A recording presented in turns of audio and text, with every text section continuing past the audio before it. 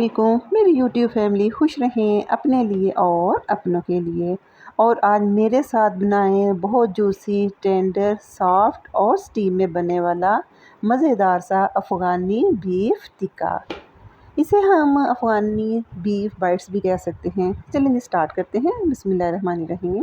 Friends, सबसे पहले मैंने एक साइज़ के बीफ के पीस कटवा के इनको बाइट साइज़ में कर लिया। साथ अगर आप चाहें तो बीच में हड्डी वाला गोश्त भी शामिल कर सकते हैं। बहुत सिंपल इंग्रेडिएंट के साथ इसकी करते हैं मैरिनेशन। एक बड़ा चम्मच मैंने ले लिया नमक का, एक चम्मच ही मैंने ले लिया काली मिर्च का, क्योंकि अफ़गानिस्तान में ज़्यादातर काली मिर्च ही चलती है। और एक बड़ा चम्मच मैंने ले लिया मीट टेंडराइज़र का। फ्रेंड्स, आप किसी भी किस्म का ये मीट टेंडराइज़र यूज़ कर सकते हैं। ये मैंने मंगवाया था चक्की से, जहाँ हम आटा या दालें वगैरह लेते हैं। यकीन करें ये बहुत अच्छा है। इसको आप कचरी पाउडर भी कह सकते हैं। इन तीनों चीज़ों को अपने बीफ में लगा के अच्छी तरह हम इनको मलेंगे। इतना हम इनको हाथों से मसलेंगे कि इसके रेशे जो हैं गोश्त के नरम हो जाएं। वीडियो लंबी थी इसलिए मैंने इसकी कर दी स्पीड तेज़, ताकि ना आप बोर हों तो आप तसल्ली से पूरी वीडियो भी इसके इंग्रेडिएंट्स में दे सकें। इसको मैंने रख दिया 2 घंटे के लिए। 2 घंटे के बाद मैंने डाल दिया कढ़ाई में ऑयल डाल के तकरीबन इसकी मैंने हीट चेक की। तकरीबन ये हाथ को अच्छी इसकी हीट लग रही थी। तो ये छोटे छोटे स्टेप हैं जो हमारी रेसिपी को कंप्लीट और अच्छा बनाते हैं। अब मैंने 1 बाय 1 करके सारे जो हमारे बीफ बाइट्स थे इसमें डाल दिए। तकरीबन एक साइड से इनको लगे 3 से 4 मिनट।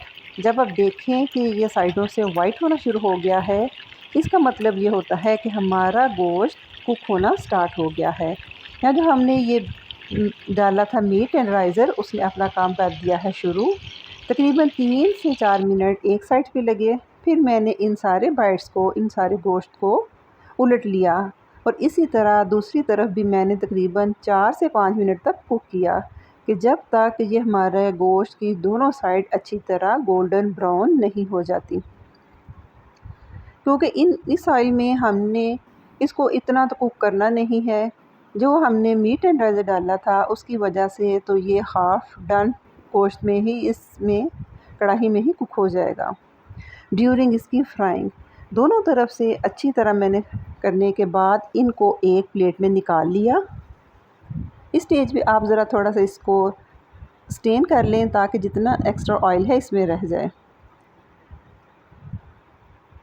निकालने के बाद मैंने दूसरा बैच डाल दिया और इसी तरह मैंने जो सारे ये बीफ के पीस थे, गोश्त को दोनों को निकाल के तकरीबन 10 से 15 मिनट तक छोड़ दिया, ताकि ये अच्छी तरह ठंडा हो जाए।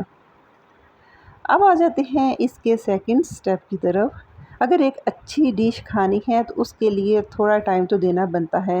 यकीन करें ये इतने जूसी बनते हैं कि घर के बच्चे और बुज़ुर्ग भी इनको इजीली बग़ैर एफ़र्ट के, बग़ैर ज़ोर लगाए चबा के इजीली खा सकते हैं। ये तकरीबन 10 मिनट में हो गया ठंडा। इस स्टेज पे अब हम बनाएंगे इसकी अदर मैरिनेशन। मैंने तकरीबन 1.5 से 2 चम्मच ले लिया दही। एक मेरे पास लेमन था, वो इस दही में मैंने अच्छी तरह निचोड़ लिया। फ्रेंड, इसमें मैं अभी नमक बिल्कुल नहीं डालूँगी, क्योंकि नमक हमने ऑलरेडी इसकी मैरिनेशन में डाला हुआ था। एक छोटा चम्मच मैंने डाल दिया इसमें चाट मसाले का। एक चम्मच ही मैंने डाल दिए इसमें सफ़ेद तिल। थोड़ी सी मैंने डाल दी कुटी हुई लाल मिर्च। और जिसमें हमने अपने ये इसको फ्राई किया था उसी में से तकरीबन 1 से 1.5 चम्मच ऑयल लेके मैंने इस मैरिनेशन को अच्छी तरह मिक्स किया। मिक्स करने के बाद जो भी हमने अपना जो गोश्त तैयार किया था, फ्राई मीट, सारा मैंने इसमें डाल दिया। फ्रेंड्स, वीडियो तकरीबन काफ़ी लंबी थी तो इसलिए मैं इसके इंग्रेडिएंट्स या बोलने में थोड़ा सा अप डाउन हो जाएगा। उम्मीद है कि आप सारी रेसिपी साथ साथ फॉलो करते जाएंगे और समझते जाएंगे। ये जितना भी अब ठंडा हमारे पास मीट था इसमें डाल के मैंने अच्छी तरह इसको किया मिक्स और इसको मज़ीद 1 घंटे के लिए रख दिया। अगर आपके पास टाइम नहीं है तो आप फ़ौरी तौर पे भी 5 से 7 मिनट इसको स्टे देने के बाद इसको स्टीम कर सकते हैं। मेरे पास चूँकि टाइम था, मैंने ये डिनर में बनानी थी, तो इसलिए मैंने इसको 1 घंटा और रख दिया। अब जितनी देर हमारा गोश्त रेस्ट पे है, उतनी देर में मैंने ले लिए 2 अदद बड़े आलू। इनको अच्छी तरह धो लिया और इनके वेजिस काट लिए। इनके ऊपर मैंने डाल दिया थोड़ा सा नमक और काली मिर्च, ताकि इनमें ये बिल्कुल जो फीकापन है वो ख़त्म हो जाए और हमारे ये पोटैटो हैं ये भी अच्छी तरह स्पाइसी से हो जाएं। अब आ जाते हैं हम अपनी इसको स्टीम देने की तरफ। आप इसको देचके वगैरह में भी नीचे को जाली रख के 1 से 1.5 गिलास पानी डाल के स्टीम दे सकते हैं। मेरे पास ये राइस कुकर था। इस राइस कुकर से मैं काफ़ी सारे काम लेती रहती हूँ, इसलिए मैं जब कभी कोई इस तरह की स्टीम की चीज़ बनाऊँ तो मैं मोस्टली ये राइस कुकर ही यूज़ करती हूँ। ये आपके पास एक और मेरी तरफ से टिप आ गई कि जिनके पास राइस कुकर हैं वो उससे सिर्फ राइस पकाने के अलावा और भी बड़े काम दे सकते हैं। मैंने एक नीचे पेपर बिछा दिया, ये जो पार्चमेंट पेपर होता है बिछा के उसमें मैंने कर दिए 2 से 4 सुराख। अब मैंने सबसे पहले पोटैटो वेजिस की आलूओं की तह लगाई साइड पे, बीच में रखे 2 टमाटर कट करके और साथ में डाल दी 3 से 4 सब्ज़ मिर्च।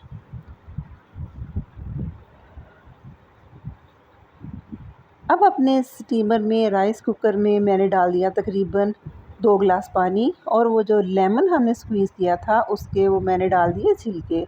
इससे ये होगा कि इस पानी से बड़ी अच्छी सी स्मेल आएगी और हम जो भी इसमें स्टीम करेंगे एक एक्स्ट्रा इसमें फ्रेगनेंट आएगी। अब मैंने सारा रख के ऊपर लिड लगा दिया और जो इसके ऊपर सुराख था उसको भी फॉयल या किसी माचिस की स्टिक के साथ इसको आप बंद कर सकते हैं। अब मैंने अपने राइस कुकर को कर दिया ऑन। तकरीबन 10 मिनट के बाद मैंने इसको किया चेक, तो अभी मुझे हल्की सी कसर थी, फिर मैंने इसको 5 से 7 मिनट और लगा दिया। ये देखें माशाल्लाह से आलू कितने मज़े के ऐसे गल गए हैं जैसे बिल्कुल मक्खन मलाई हो। सब्ज़ मिर्च और टमाटर भी हमारे इस तरह साथ इस जो हमने मीट में मसाला लगाया था उसके जूसेस के साथ बहुत अच्छे फ्लेवर से ये सारी चीज़ें कुक हो गई हैं।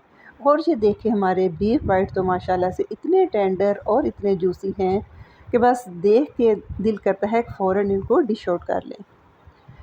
जी माशाल्लाह से ये हमारे अफ़गानी टिक्का स्टीम तैयार है। उम्मीद है फ्रेंड्स आपको ये मेरी आज की बड़ी चटपटी यम्मी और बड़ी मज़ेदार सी रेसिपी पसंद आएगी।